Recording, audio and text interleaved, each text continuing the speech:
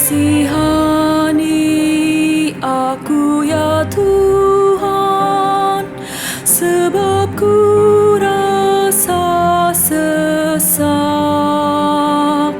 Selamatkanlah aku ya Tuhan, oleh kasih setiamu.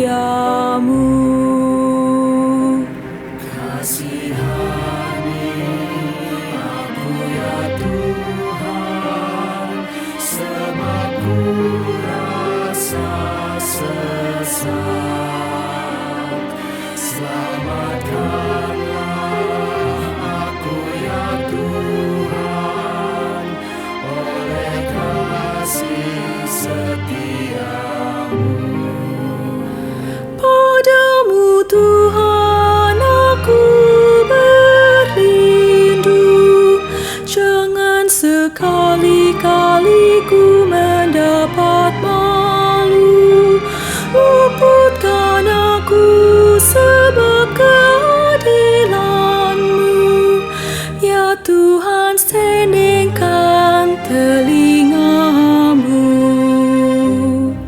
Kasihani aku ya Tuhan, sebab ku rasa sesak. Selamatkanlah aku ya Tuhan, oleh kasih setiamu.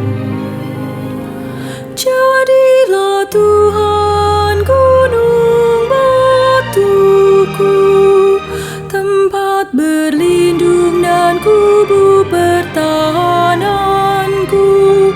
Dan oleh karena nama-Mu ya Tuhan, Engkau menuntun dan membimbingku. Kasihani aku ya Tuhan, sebab ku rasa sesak. Selamatkanlah aku ya Tuhan, oleh kasih setiamu. Engkau yang akan lepaskan aku dari jaring yang dipasang terhadap aku, sebab Engkaulah tempat perlindunganku. Engkaulah Tuhan penyelamatku. Kasihani aku ya Tuhan, sebab ku rasa sesak. Selamatkanlah aku ya Tuhan, oleh kasih setiamu. Engkaulah Tuhan tempat berlindung, ke dalam tangan-Mu ku serahkan nyawaku. Engkaulah Tuhan yang membebaskan aku. Engkaulah Tuhan Allah yang setia. Kasihani aku ya Tuhan, sebab ku rasa sesak. Selamatkanlah aku ya Tuhan, oleh kasih setiamu. Namun padamu aku percaya, aku berkata Tuhan Kaulah Allahku.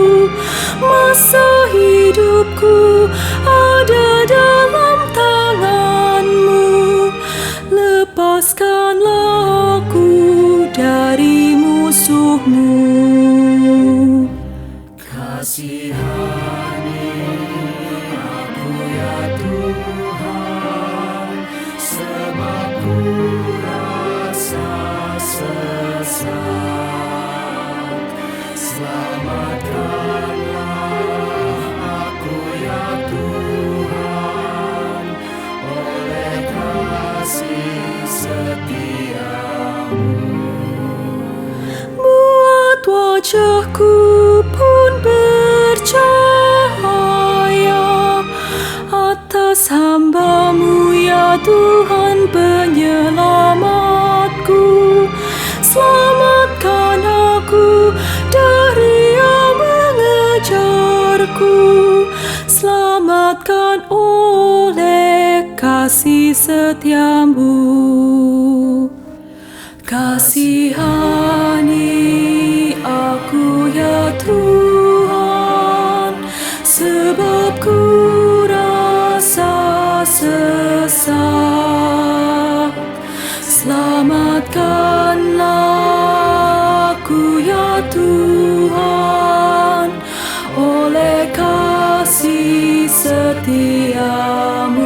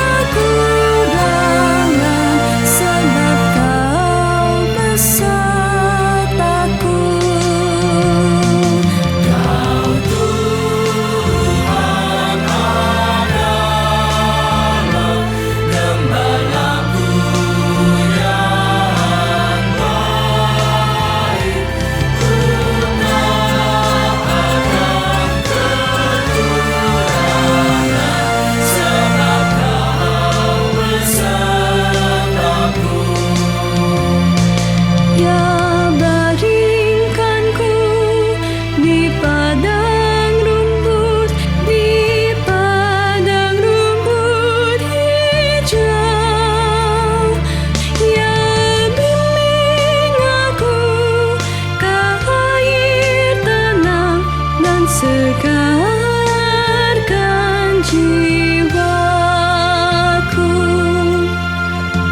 Kau Tuhan adalah gembalaku yang baik.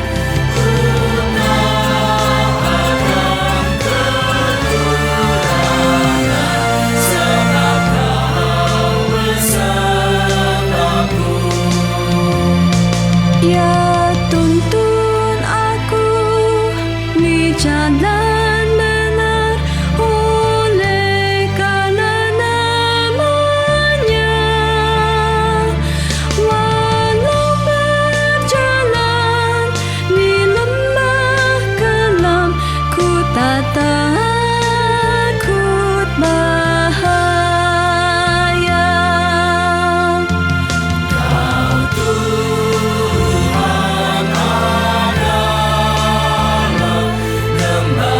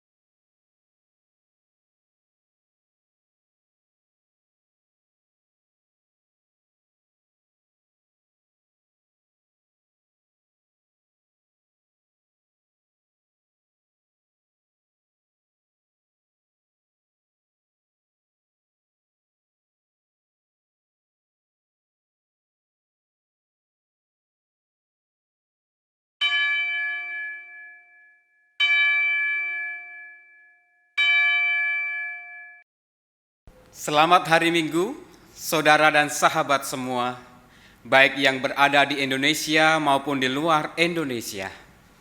Hari ini kita memasuki hari Minggu pertama di bulan September. Artinya, sudah 8 bulan kita melalui tahun 2020. Tahun yang penuh dengan warna, kejutan, dan peristiwa yang tidak pernah dibayangkan sebelumnya. Namun dari semua hal tersebut, satu hal yang kita yakini, kasih Allah tetap menjaga, tetap mengiringi kita. Ia selalu setia hadir dalam setiap momen hidup kita. Mari kita bersyukur, bersujud, dan menyembah kepadanya.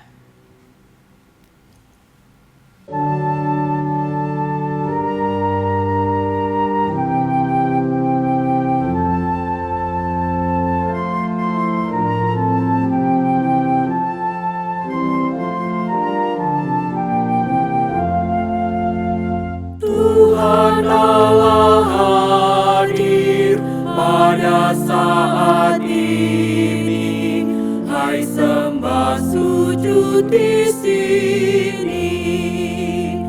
Diam dengan hormat, tubuh serta jiwa, tunduklah menghadap Dia. Marilah umatnya, hatimu serahkan dalam kerendahan.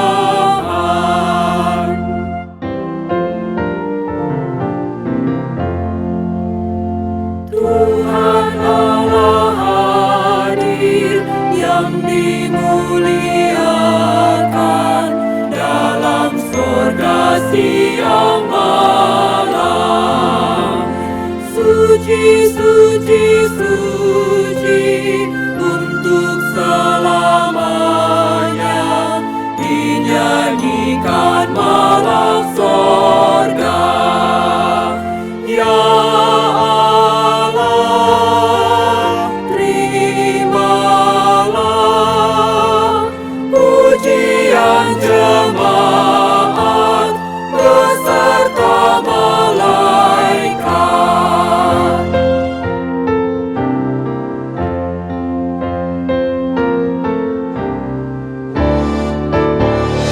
Kami menanggalkan hasrat sia-sia, keinginan manusia. Jiwa raga kami hidup seluruhnya, Tuhan Kaulah yang mempunya. Dikaulah yang esa, patut dimuliakan seberhana Allah.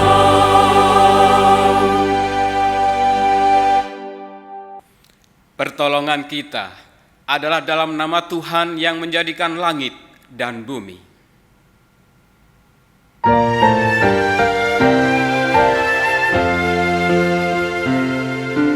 Amin, amin, amin, amin,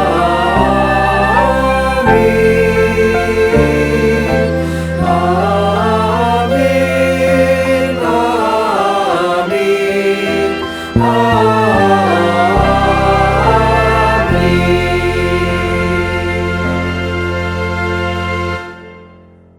Tuhan beserta saudara. Dan beserta saudara kita. Silahkan duduk. Saudara, apa yang biasanya kita lakukan saat melihat kerabat atau orang di sekitar kita melakukan kesalahan?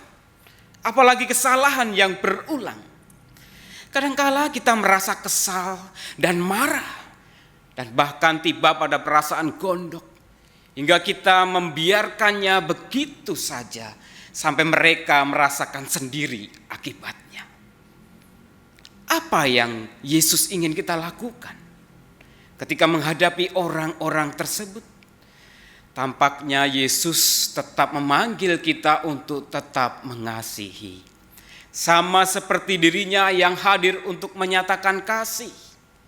Kasih yang menghidupkan, kasih yang menyelamatkan, dan kasih yang menjaga setiap orang dari kecelakaan. Mampukah kita mengerjakan panggilan Yesus untuk menjadi saudara yang menjaga dengan kasih? Dengan penuh kerendahan hati, marilah kita merefleksikannya di dalam doa secara pribadi.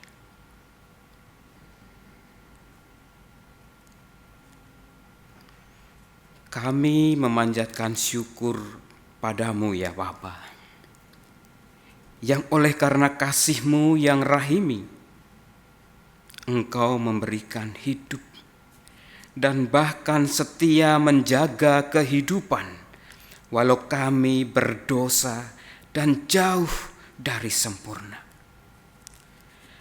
Ampunilah kami ya Allah, ketika kami gagal merespon kasih setia-Mu. Kasih yang semestinya membuat kami peduli pada saudara yang sedang penat dan sendu. Kasih yang semestinya membuat kami berbagi pada saudara yang sedang menanti pertolongan. Kasih yang semestinya mendorong kami menyuarakan pertobatan pada saudara yang jatuh dalam dosa dan kesalahan. Kasihanilah kami ya Allah. Berikanlah hati yang tulus untuk kami memberlakukan kasih setia-Mu.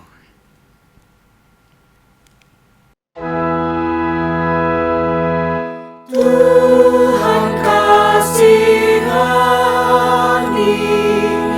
Kristus kasihani, Tuhan kasihani kami.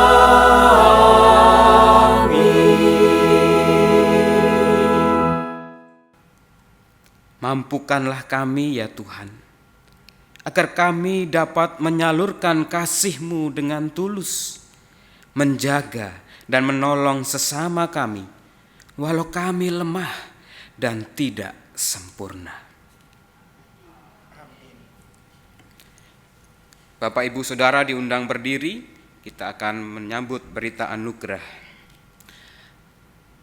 Anugerah pengampunan dari Kristus menyucikan dan memanggil umat-Nya untuk memberlakukan kasih pada setiap orang. 1 Petrus 1 ayat 22 sampai dengan 23 menyatakan, karena kamu telah menyucikan dirimu oleh ketaatan kepada kebenaran, sehingga kamu dapat mengamalkan kasih persaudaraan yang tulus ikhlas. Hendaklah kamu bersungguh-sungguh saling mengasihi dengan segenap hatimu, karena kamu telah dilahirkan kembali bukan dari benih yang fana, tetapi dari benih yang tidak fana, oleh firman Allah yang hidup dan yang kekal. Di dalam Kristus engkau telah diampuni. Dalam Kristus engkau pun telah diampuni. Damai Kristus bagimu. Damai Kristus bagimu juga.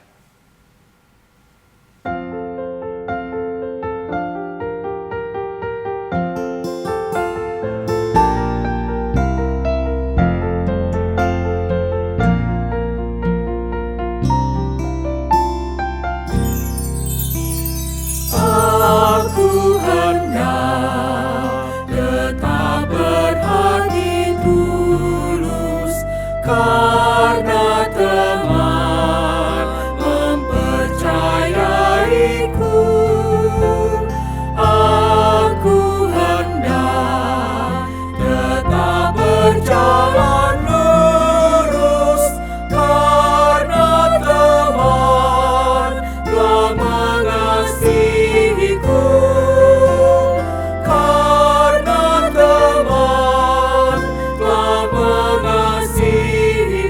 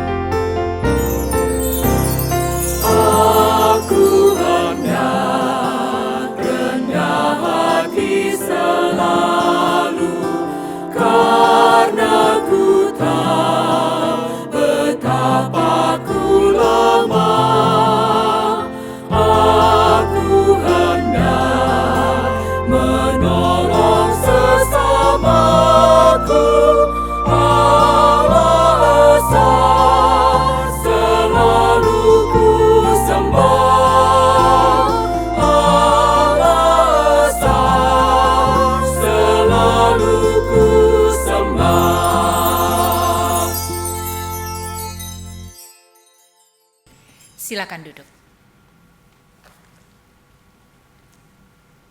Mari kita satu di dalam doa. Bapa kami yang ada di dalam surga, kami membuka hati kami disentuh oleh firman Tuhan yang akan kami renungkan pada saat ini. Biarlah kami diubah di dalam pemberitaan firman ini, ketika kami dicerahkan kembali, ketika kami diingatkan kembali bagaimana seharusnya kami bersikap sebagai anak-anak Tuhan, sebagai persekutuan tubuh Kristus di tengah dunia yang menderita ini. Bukakanlah hati dan pikiran kami di dalam kuat kuasa Roh Kudus-Mu. Berkati anak-anak-Mu yang akan membaca, memberitakan, dan juga menaikkan mazmur pujian. Biar segala sesuatu yang terucap menjadi berkat bagi kemuliaan nama Tuhan. Berfirmanlah kepada kami ya Bapa, karena kami siap mendengar dan memeliharanya.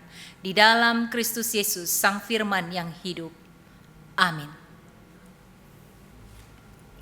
Bacaan pertama menurut Yehezkiel pasal 33 ayat 7 sampai 11. Dan engkau anak manusia, aku menetapkan engkau menjadi penjaga bagi kaum Israel. Bila mana engkau mendengar sesuatu firman daripadaku, peringatkanlah mereka demi namaku. Kalau aku berfirman kepada orang jahat, hai orang jahat, engkau pasti mati. Dan engkau tidak berkata apa-apa untuk memperingatkan orang jahat itu supaya bertobat dari hidupnya. Orang jahat itu akan mati dalam kesalahannya. Tetapi aku akan menuntut pertanggungan jawab atas nyawanya daripadamu. Tetapi jikalau engkau memperingatkan orang jahat itu supaya ia bertobat dari hidupnya, tetapi ia tidak mau bertobat, ia akan mati dalam kesalahannya, tetapi engkau telah menyelamatkan nyawamu. Dan engkau anak manusia, katakanlah kepada kaum Israel, kamu berkata begini, pelanggaran kami dan dosa kami sudah tertanggung atas kami, dan karena itu kami hancur. Bagaimanakah kami dapat tetap hidup? Katakanlah kepada mereka, demi aku yang hidup, demikianlah firman Tuhan Allah, aku tidak berkenan kepada kematian orang fasik, melainkan aku berkenan kepada pertobatan orang fasik itu dari kelakuannya supaya ia hidup. Bertobatlah, bertobatlah dari hidupmu yang jahat itu. Mengapakah kamu akan mati, hai kaum Israel? Demikianlah sabda Tuhan. Syukur pada Allah.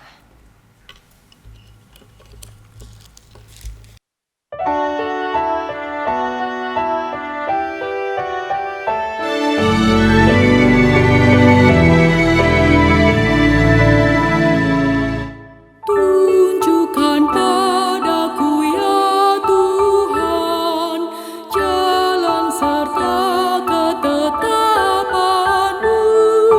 Aku hendak memegangnya sampai terakhir hidupku. Tunjukkan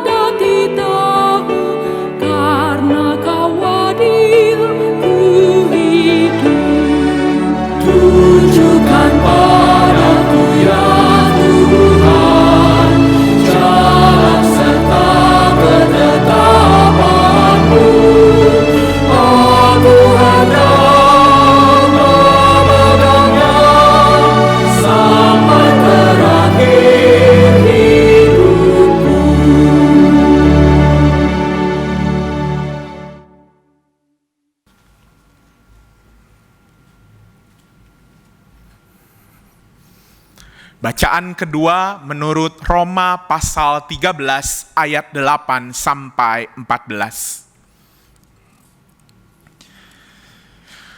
Janganlah kamu berhutang apa-apa kepada siapapun juga, tetapi hendaklah kamu saling mengasihi. Sebab barang siapa mengasihi sesamanya manusia, ia sudah memenuhi hukum Taurat.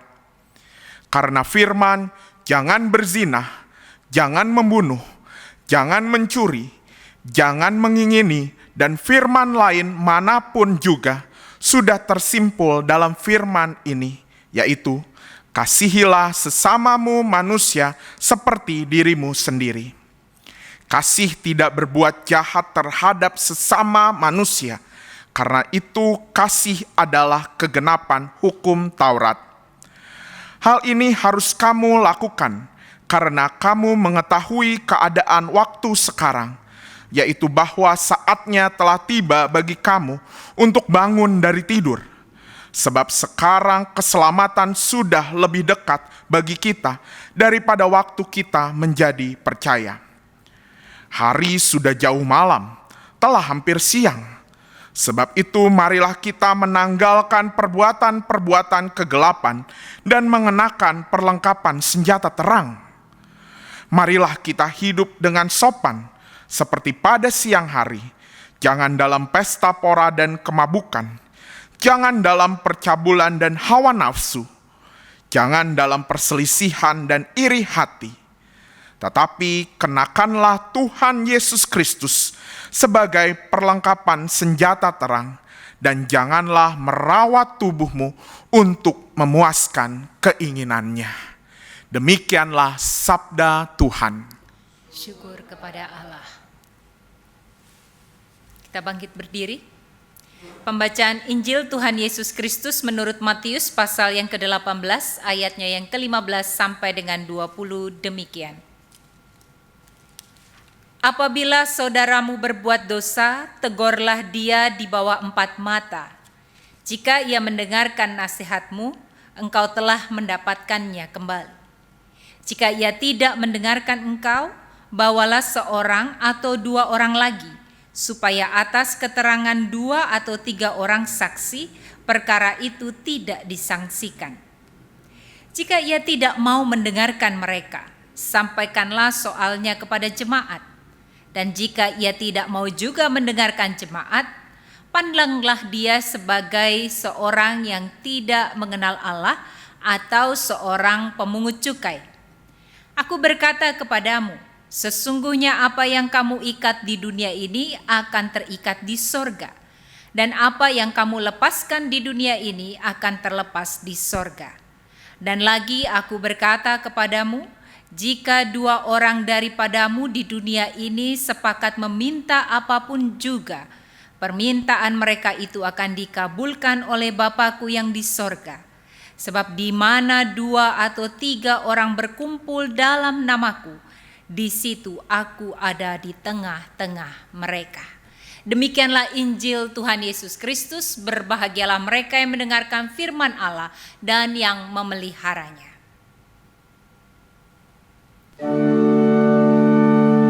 Haleluya, haleluya, haleluya.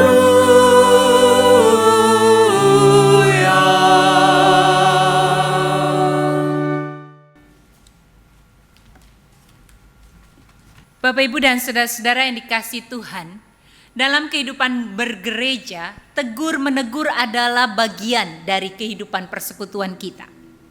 Bacaan Injil kita pada saat ini menjadi salah satu referensi dalam persekutuan kita mengapa gereja melakukan pengembalaan kepada anggotanya.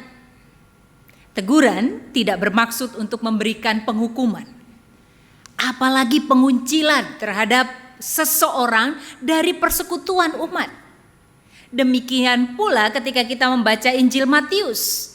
Bacaan ini tidak dibaca sebagai bentuk aturan yang ingin dengan keras menghukum seseorang sehingga orang menjadi begitu kecil hati lalu tidak layak ada di tengah persekutuan umat. Namun Injil Matius ketika menasehatkan kita untuk menasehati sesama saudara, untuk memberikan teguran. Matius ingin membuat kita sebagai persekutuan umat Tuhan bertumbuh bersama. Bertumbuh sebagai tubuh Kristus. Bapak, Ibu, dan saudara-saudara yang dikasihi Tuhan, kita mari lihat bagaimana perikop ini diapit oleh dua perikop yang menarik. Perikop kita tentang menasehati sesama saudara sebelumnya adalah perumpamaan tentang domba yang hilang. Di dalam perumpamaan domba yang hilang, Matius ingin menunjukkan kepada kita bahwa setiap domba itu berharga.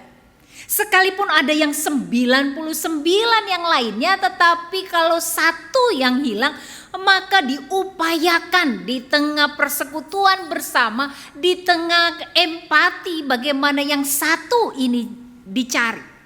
Sebab setiap domba berharga dan tidak ada domba yang diacuhkan.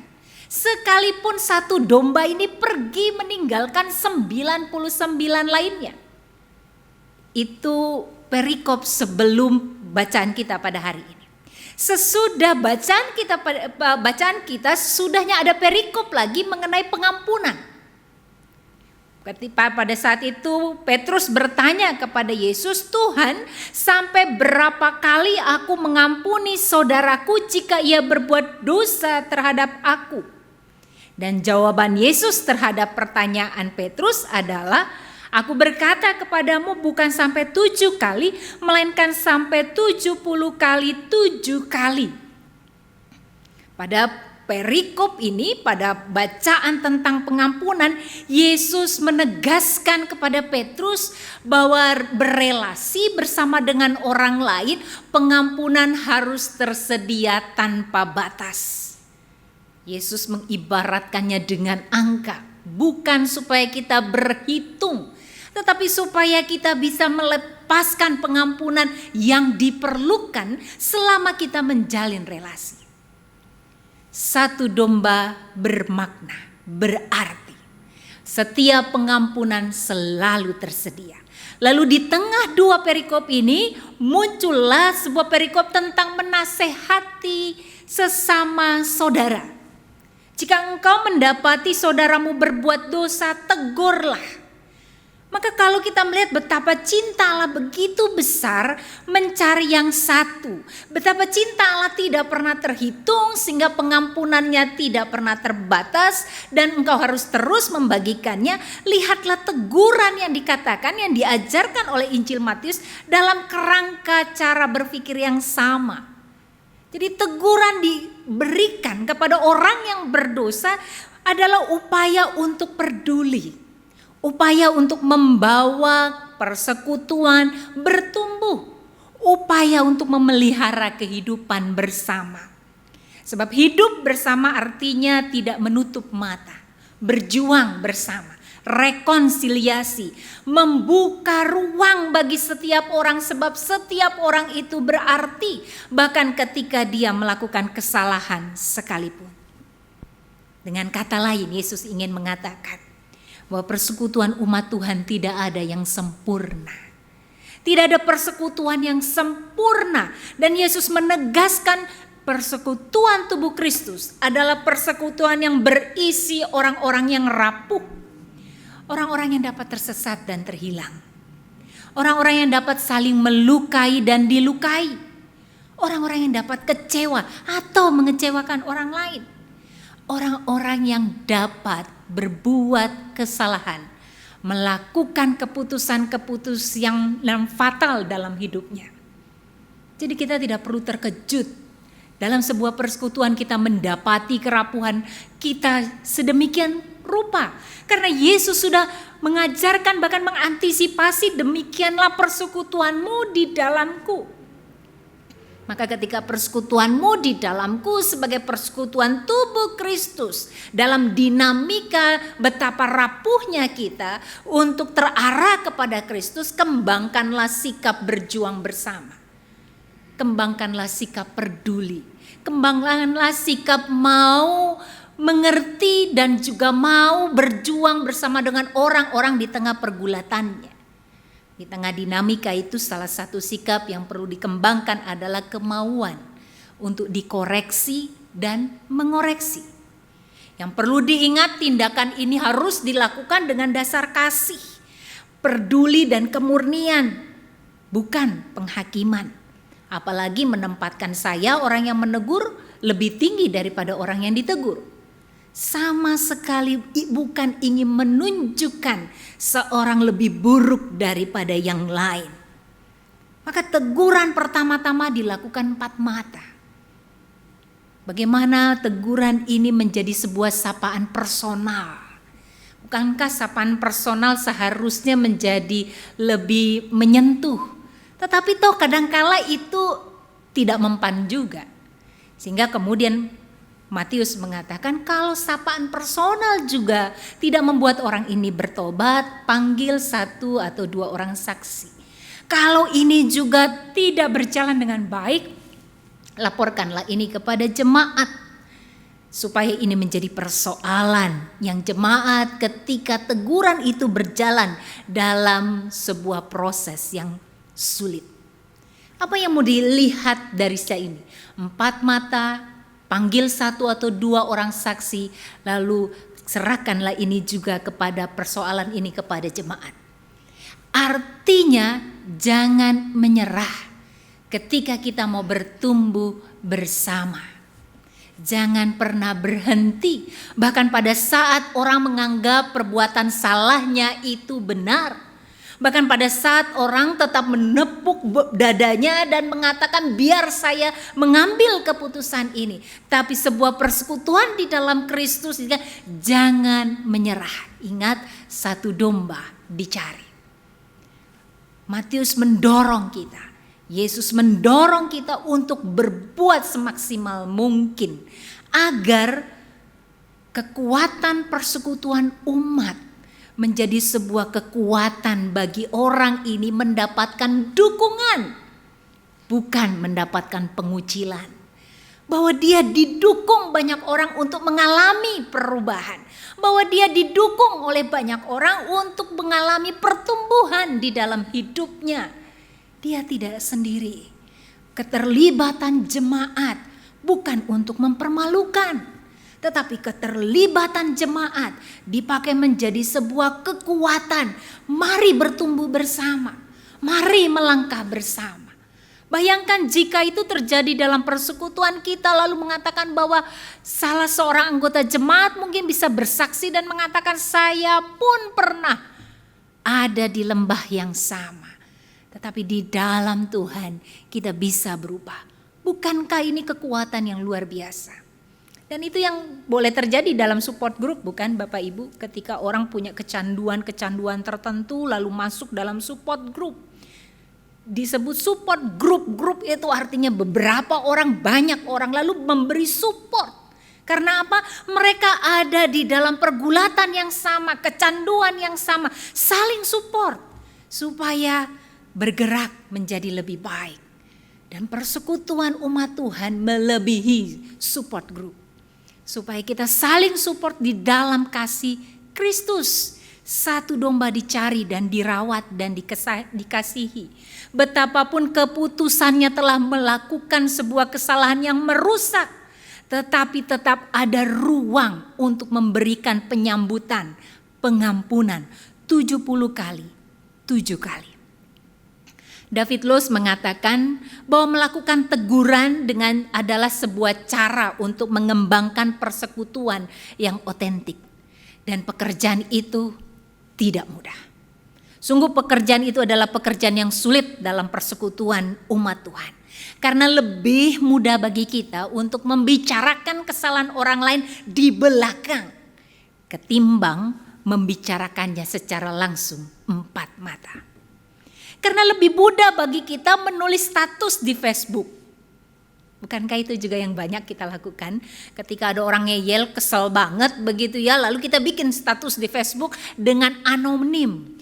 Soal kisah ada seorang ibu yang sudah diomongin gini. Lalu dibuat catatan ayat di bawahnya. Itu sebenarnya ekspresi dari ungkapan hati kita ingin menembak dia secara tidak langsung. Bukankah itu jauh lebih mudah daripada mengungkapkannya dengan penuh ketulusan supaya didengar dan dipedulikan? Maka tegur menegur bukan soal yang mudah. Dan tentu Yesus mengingatkan kepada kita ini adalah usaha dan tanggung jawab bersama. Maka harus ada kerja keras, ada harus upaya sungguh-sungguh. Sebab teguran adalah tanggung jawab untuk merawat persekutuan. Bukankah kita sendiri adalah hasil dari didikan keluarga yang memberi kesempatan bagi kita belajar bahkan lewat teguran sekalipun? Bukankah orang tua, saudara bersaudara tidak akan berdiam diri ketika melihat kehidupan kita melakukan kesalahan dan mengambil langkah untuk menegur, betapapun tindakan atau langkah itu sering dipahami. Berapa banyak anak-anak remaja yang salah paham terhadap teguran orang tuanya dan mengatakan orang tua saya terlalu keras, orang tua saya tidak memahami saya, orang tua saya larang ini dan itu. Sekalipun itu disalahpahami, orang tua tidak pernah berhenti menegur ketika melihat anaknya melakukan kesalahan. Saya pernah mengalami hal yang sama. Ketika orang tua menegur, saya menganggap teguran itu mengganggu ego saya. Sehingga saya lebih mudah untuk mengatakan tidak, menolak dan marah terhadap keluarga yang menegur. Sampai di satu titik kesadaran bahwa upaya mereka untuk menegur adalah bukti dari cinta mereka yang mau peduli kepada saya. Dan pada saat itulah saya melihat bahwa apa yang menjadi isi teguran adalah sesuatu yang terbaik yang ingin dikatakan oleh keluarga. Kita ini adalah hasil didikan, dan di dalam didikan itu tegur menegur ada. Dan kita lihat bagaimana tegur menegur membuat kita bertumbuh menjadi lebih baik. Tindakan tegur menegur memang tidak pernah lepas dari motivasi untuk mencari peduli, dan tidak pernah lepas dari tanggung jawab kita untuk terus mengampuni. Suatu pengalaman yang menarik adalah suatu saat saya dengan sok taunya merasa diri sudah bisa nyetir mobil, karena saya mimpi saya bisa nyetir mobil. Suatu kali orang tua saya parkir mobil di luar garasi. Karena mereka pergi naik motor, mobil di luar, lalu saya pikir-pikir ini kalau mobil dicuri nanti bahaya. Lalu dengan nekatnya saya mengendarai mobil itu. Tidak pernah belajar sama sekali. Dan apa yang terjadi? Tentulah kecelakaan. Mobil menghantam garasi sampai penyok ke dalam. Dan saya panik luar biasa, menangis ketakutan. Dan saya tahu bahwa orang tua saya pasti marah, terutama mama saya yang sangat keras dalam mendidik kami. Tapi apa yang terjadi Bapak Ibu? Ketika mereka pulang dari gereja mendapati mobil yang tak berbentuk itu, mama saya bertanya, apa yang kamu lakukan? Saya katakan tadi malam saya merasa saya bisa mengendarai mobil, lalu mobil di luar, nanti dicuri orang, lalu saya nekat bawa itu mobil, lalu dia loncat, saya bilang kayak begitu. Mama saya cuma tertawa. Dan dia katakan, ya lain kali kalau belum bisa belajar mobil ya jangan naik mobil. Titik. Dan dia memeluk saya yang nangis. Dan itu menjadi pukulan yang besar buat saya. Karena apa? Karena saya tidak dimarahi. Yang marahi saya justru ayah saya yang tidak pernah memarahi saya. Dan disitulah saya mendapatkan bahwa kesalahan seburuk apapun, keluarga adalah tempat yang selalu memberi ruang bagi setiap orang untuk memperbaiki kesalahannya. Memberi ruang untuk mengampuni. Dan itulah yang membuat kita bisa melihat bahwa betapa teguran menegur menjadi sebuah kekuatan buat kita untuk memperbaiki kehidupan menjadi lebih baik. Dan yang menarik dalam perikop bagian bawah adalah soal di mana 1-2 orang berkumpul atas namamu berdoa, maka aku akan mendengarkan. Ingat, ayat ini seringkali dilepas begitu saja dari perikop tentang menasehati. Tetapi 2 ayat ini ada di tengah perikop untuk menasehati. Artinya apa? Pada saat orang yang sudah diingatkan, ditegur oleh lingkup jemaat tetap mengeraskan hati, apakah kemudian persekutuan umat cuci tangan? Ya udahlah, terserah kamu mau bikin apa, udah dibikin semua upaya. Tidak. Katakanlah di sana dikatakan bahwa Persekutuan umat menopang dia di dalam doa.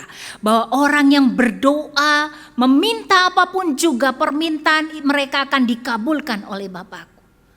Dan sebab di mana 2 atau 3 orang berkumpul dalam namaku, di situ aku ada di tengah-tengah mereka.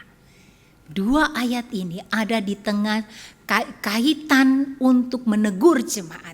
Bahkan pada saat menegur seseorang yang sulit sekali untuk menerima teguran, bawa dia di dalam doa. Aku akan mengabulkan. Itu artinya semua perjuangan kita ada di dalam Tuhan. Tuhan menyertai upaya kita untuk menjaga persekutuan ini bertumbuh bersama-sama. Suatu saat keponakan kami kena kecanduan games. Luar biasa kecanduannya. Dibawa ke psikolog, dinasehatin sini-situ, ditegur sana-sini, tiap kali dibawa untuk diajak ngobrol, semua sudah dilakukan oleh seluruh anggota keluarga. Kami menanti, menunggu, rasanya kok ya nggak ada perubahan. Rasanya lelah terutama kedua orang tua. Lalu apa yang harus kami lakukan? Sudah setiap seluruh anggota keluarga doakan anak ini. Kita tetap upayakan yang terbaik, doakan dia. Sungguh apa yang terjadi Bapak Ibu? Dia mengalami perubahan yang luar biasa. Pada saat kami mengatakan sudahlah, apa yang mau dilakukan lagi? Hukuman sudah, diingatkan sudah, nasihat sudah, konsekuensi sudah. Bahkan raport sekolah sudah diambang garis merah. Dia sudah dapat konsekuensinya. Tapi dia tidak berubah sekalipun. Mari kita tidak pernah lepas mendoakan dia. Kami bersatu hati untuk terus mendoakan dia. Dan puji Tuhan, dan betul apa yang dikatakan dalam firman Tuhan. Aku hadir di tengah-tengah mereka. Dan itulah kekuatan kita untuk mengalami proses perubahan dalam hidup ini. Situasi pandemi adalah peluang bagi kita untuk memperteguhkan persekutuan ini. Pandemi memang memisahkan kita dari persekutuan fisik, namun tidak dalam jalinan kasih. Saat ini kita beradaptasi dalam perjumpaan virtual dengan segala kekurangan dan kelebihannya. Maka kita manfaatkan jalinan ini untuk memperteguh kita agar kita tetap menjadi kreatif merawat persekutuan ini di dalam kasih Tuhan. Ruang untuk berbagi tetap terbuka supaya kita boleh saling berbagi pengalaman di tengah situasi pandemi yang sulit ini, agar kita dapat kekuatan, agar kita juga mendapat kehangatan, sekaligus kita mendapatkan teguran bahkan pada saat kita menjadi lelah, lemah dan salah bertindak. Kiranya di masa-masa sulit ini kita menyadari betapa berharganya persekutuan kita di dalam Tuhan. Betapa pentingnya kehadiran saudara-saudara yang menopang kita menjadi pribadi yang baik. Betapa berharganya setiap teguran yang terucap sebagai tanda cinta dan kepedulian. Bahwa persekutuan ini mau memberi ruang bagi setiap orang untuk bertumbuh. Ingatlah persekutuan kita ada di dalam kasih Bapa yang selalu hadir di tengah-tengah kita, meneguhkan kita untuk terus bersatu, melayani Kristus di dalam kesetiaan dan ketaatan kepada kehendak-Nya. Allah menyertai kita. Amin.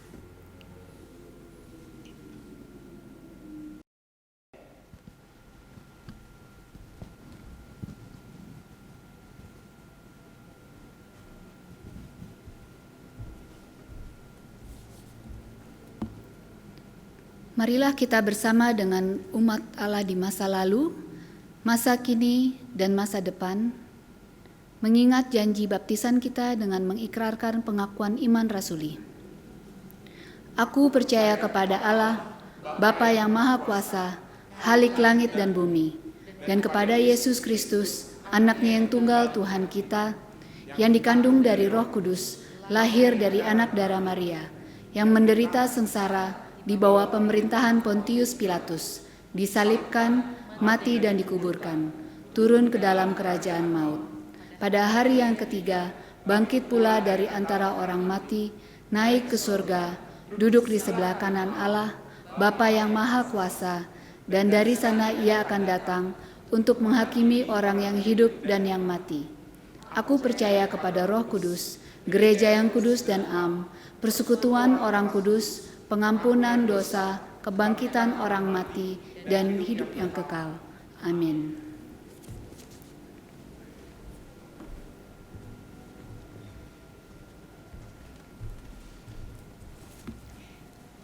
Mari kita satu di dalam doa syafaat kita. Allah Bapa kami yang mengasihi kami dengan limpahan cinta kasih, yang selalu memberi ruang bagi kehidupan ini untuk dapat kami bertumbuh, bahkan belajar dari kesalahan-kesalahan kami. Bapa, pada saat ini kami bersatu hati berdoa bagi bangsa dan negara kami, bangsa yang juga terus terseok-seok menata kehidupannya untuk menegakkan keadilan, untuk memberikan kemakmuran bagi seluruh rakyatnya. Berkati para pemimpin kami, agar mereka juga tidak jemu-jemu memperjuangkan apa yang baik di tengah kehidupan bangsa kami, bahkan di tengah situasi pandemi ini. Berkati kami sebagai sebuah bangsa untuk saling mendukung, agar kami saling menopang, agar penderitaan tidak merampas kemanusiaan kami, agar penderitaan tidak merampas kepedulian kami, agar cinta kasih boleh tetap disebar di dalam kehidupan bersama kami, dan perjalanan kami menjadi kuat, sebab perjalanan ini kami lalui bersama. Kami berdoa bagi gereja-gereja Tuhan di segala tempat. Berkati kami agar kami juga tak menjadi padam, sekalipun pelayanan kami secara fisik sangat berkurang. Tetapi pekerjaan-pekerjaan Tuhan harus tetap diberitakan, harus tetap dinyatakan dengan segala kreativitas kami. Berkati gereja Tuhan agar kami dapat terus berbagi kasih dalam hidup ini, agar kasih Kristus boleh dikecap bagi mereka yang kesepian, bagi mereka yang menderita, bagi mereka yang membutuhkan pertolongan. Kami berdoa bagi keluarga-keluarga kami yang berjuang, yang tengah berada di dalam kesulitan-kesulitan yang mereka hadapi, entah mungkin dari segi kesehatan, ekonomi, bahkan juga relasi anggota keluarga. Berkati ya Bapa, agar keluarga-keluarga kami tetap bertahan di dalam Tuhan, agar upaya dan usaha kami menjadi berkat untuk membuat hidup kami menjadi lebih baik dan menjadi berkat bagi orang lain. Kami berdoa bagi kami yang tengah berjuang untuk menjadi lebih baik, bagi mereka yang tengah terpuruk dalam kesalahannya, bagi mereka yang tengah terpuruk dalam kecanduannya, bagi mereka yang tengah terpuruk dalam tindakan-tindakan yang tidak berkenan di hadapan Tuhan. Kami percaya biarlah ini menjadi momen yang indah bagi kami semua untuk ingat kembali panggilan Tuhan, datang kepada Tuhan memohon pengampunan, datang di tengah persekutuan merindukan sebuah kekuatan dan juga penerimaan. Biarlah kami terus mendoakan mereka Tuhan, pergulatan orang-orang yang ada di sekitar kami yang kami ketahui ataupun tidak.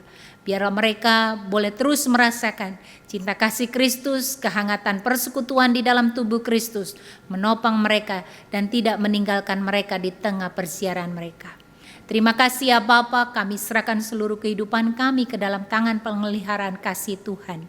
Biarlah hati kami menjadi lembut ketika kami ditegur. Biarlah lidah kami juga menjadi alat pembawa kebenaran ketika kami diutus untuk menegur. Biarlah persekutuan kami terus bertumbuh ke arah Kristus, bahkan di tengah situasi pandemi ini. Biarlah kemuliaan dan hormat kami serahkan di dalam nama Tuhan Allah Bapa kami yang telah mengajarkan kami berdoa. Bapa kami yang di sorga, dikuduskanlah namamu, datanglah kerajaanmu. Jadilah kehendak-Mu di bumi seperti di sorga.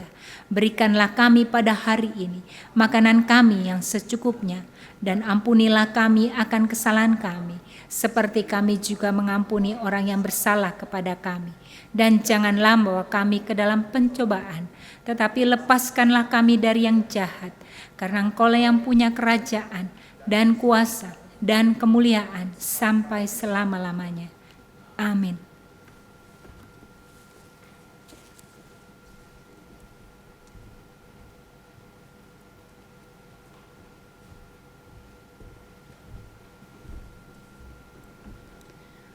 Marilah kita mensyukuri kasih Tuhan telah menjaga hidup dan melimpahkan segala karunia kepada kita.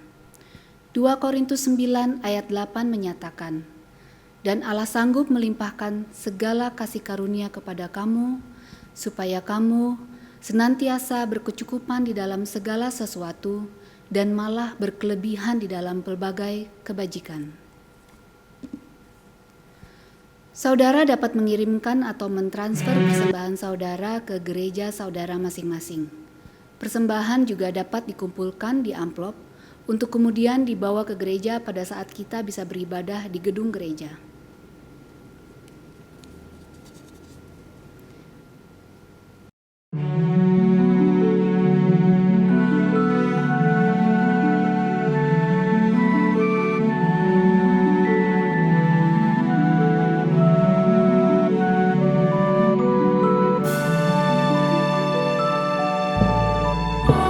Atas bumi nan permai, atas langit nan cerah, atas kasih tersebai dalam hidup semesta. Kristus kami naikkanlah, syukur bagimu dalam puji dan sembah.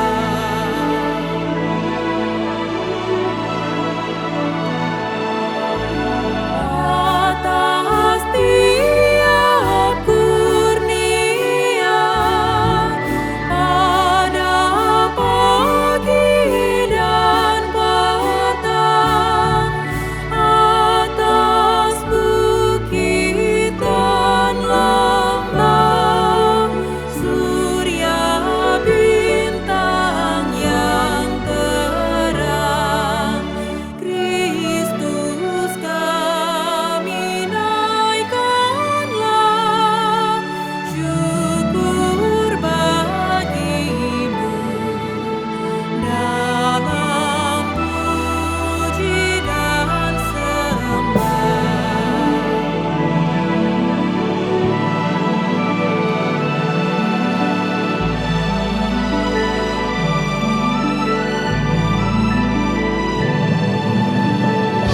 Atas kasih yang mesra di antara manusia, atas sanak saudara dalam sorga dan dunia, Kristus kami naikkanlah,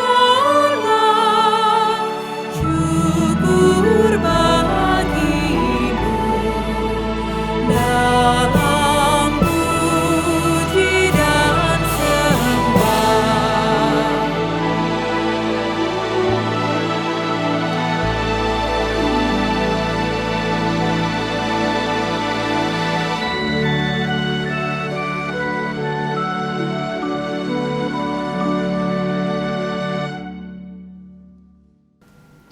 Mari kita berdoa. Kami menaikkan syukur kepadamu ya Allah, untuk segala kasih karunia yang tersemai dalam hidup kami. Kasih-Mu telah menghidupkan dan menjaga kami, agar kami selamat dan menikmati hidup yang abadi. Atas syukur yang kami naikkan, kami membawa persembahan ini. Kiranya persembahan ini menjadi berkat bagi sesama, mewujudkan panggilan gereja untuk menjaga kehidupan setiap saudara kami dengan penuh kasih. Di dalam nama Kristus, Sang Juru Selamat kehidupan, dalam persekutuan dengan Roh Kudus, Sang Nafas hidup. Amin.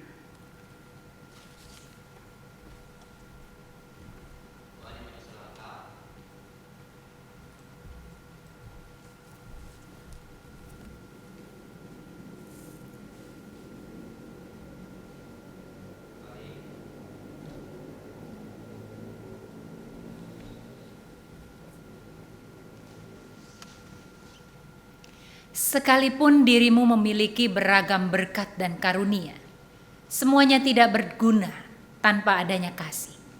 Oleh sebab itu peliharalah kasih di dalam hidupmu, supaya engkau dapat menjaga kehidupan tiap saudaramu.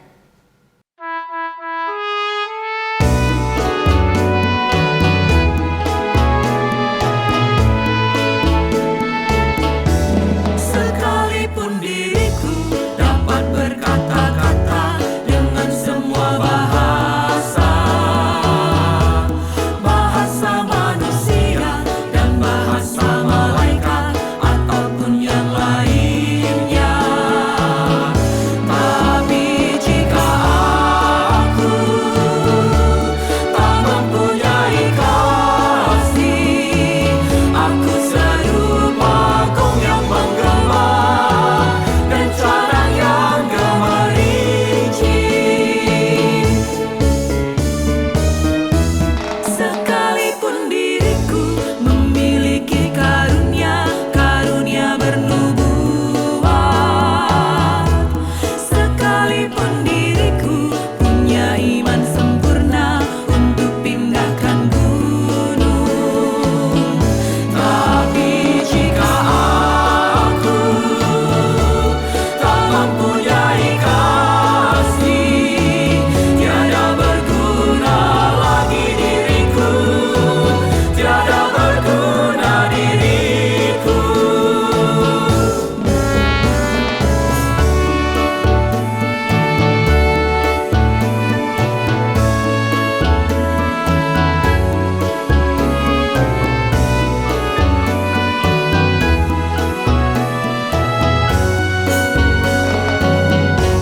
Sekalipun diriku membagikan semua harta yang kumiliki, bahkan aku serahkan tubuh jiwa ragaku dibakar pun ku sudi, tapi jika aku tak mempunyai kasih, tiada berguna lagi diriku, tiada berguna diriku.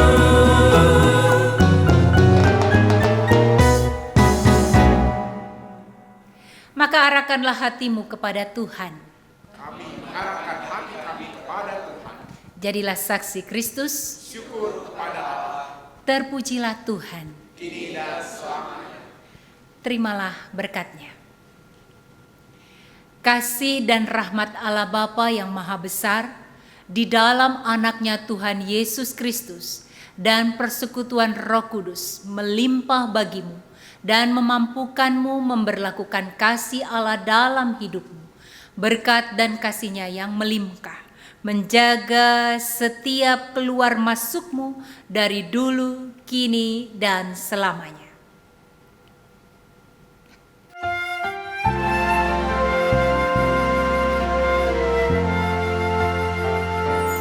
Haleluya, haleluya, haleluya, amin. Di setiap kata